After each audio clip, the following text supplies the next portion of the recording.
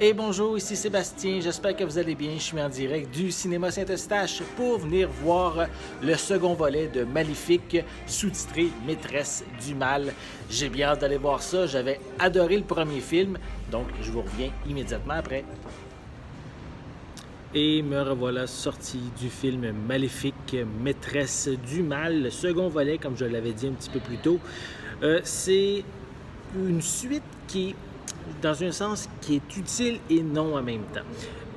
En fait, on découvre plus d'infos, plus de détails sur les origines de Maléfique.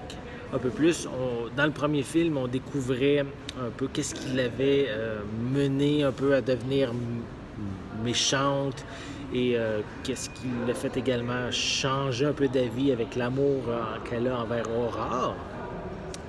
Tandis qu'ici, son second volet, on découvre vraiment les origines de son espèce, puisqu'on le voyait aussi dans la bande-annonce, il y a d'autres êtres, des fées aux ailes comme elle, qu'on va découvrir, on va savoir d'où ils viennent un peu en même temps. On a un petit peu d'origine à ce niveau-là. C'est pas nécessairement très, très détaillé. D'un autre côté, on a un nouveau personnage, on a toujours, oui, Angelina Jolie, Elle Fanning qui interprète Aurore encore une fois, le prince Philippe qui est toujours là. Mais comme autre personnage principal, on a la reine-mère, la mère de Philippe, qui, elle, a des intentions malveillantes. Puis on découvre un petit peu c'est quoi ses justifications pour être tellement méchante comme qu'elle est. C'est pas beaucoup décrit. C'est ça que je trouve un petit peu dommage avec ce long métrage-là. C'est que ça va pas en profondeur, ça reste toujours en surface. On découvre pas vraiment quelles sont les réelles intentions, pourquoi ils ont ces intentions-là, les personnages. C'est un petit peu dommage de ce côté-là. Autre côté quand même intéressant, c'est toujours le visuel qui est super beau.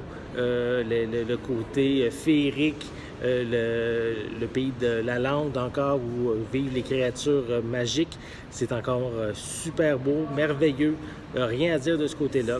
Je ne l'ai pas aussi mentionné, mais la performance, qu'est-ce qui sauve un peu le film, c'est la performance toujours splendide d'Angelina Jolie là, dans le rôle de Maléfique, qui est vraiment encore très intéressant, même si ça reste en surface. Et d'un autre côté, le personnage de Michelle Pfeiffer, qui est vraiment aussi très intéressant. Le personnage est bien interprété, on sent qu'elle est vraiment méchante, mais j'aurais aimé avoir, comme je l'ai dit, un peu plus de profondeur pour son personnage. Ça reste quand même un film correct. Je reste encore sur mon opinion que le premier film aurait pu se terminer là, ça aurait été correct. Cette suite-là n'est pas nécessairement nécessaire. Pour ça, je vais lui donner une note de 7 sur 10. J'espère que vous avez aimé cette vidéo. Si c'est le cas, n'hésitez pas à mettre un pouce en l'air, à laisser des commentaires. Dites-moi justement, est-ce que vous êtes d'accord à avoir une suite de cette histoire de la Belle au bois dormant, un peu dans un sens, en prise de vue réelle. Et n'oubliez pas non plus de vous abonner à ma chaîne afin de rester à l'affût de mes prochaines capsules. En attendant, je vous souhaite une bonne journée, une bonne soirée. Je vais être de retour très bientôt. À la prochaine!